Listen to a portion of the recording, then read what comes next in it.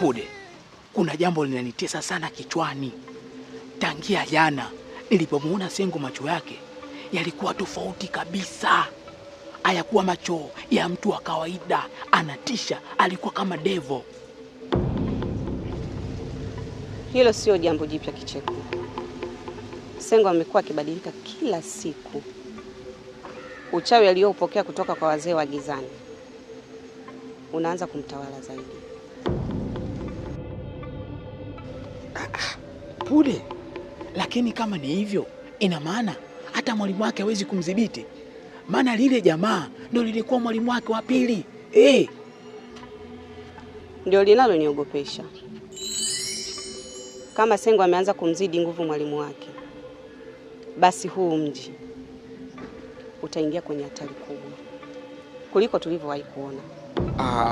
Unajua Pude, mimi sio mchawi wala mpiganaji, ila nikiona dalili kama hizi roho yangu inaingia na tahadhari kubwa sana. Maana roho inaniuma, kuna vitu vinanisokonyoa.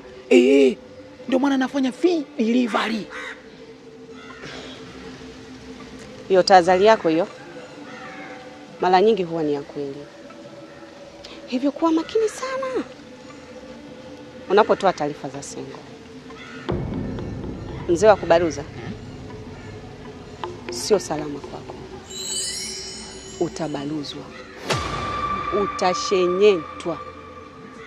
Yaani ina maana nije kuuponza uvulana wangu mkubwani? Uje baba, uje baba, atanilinda. Au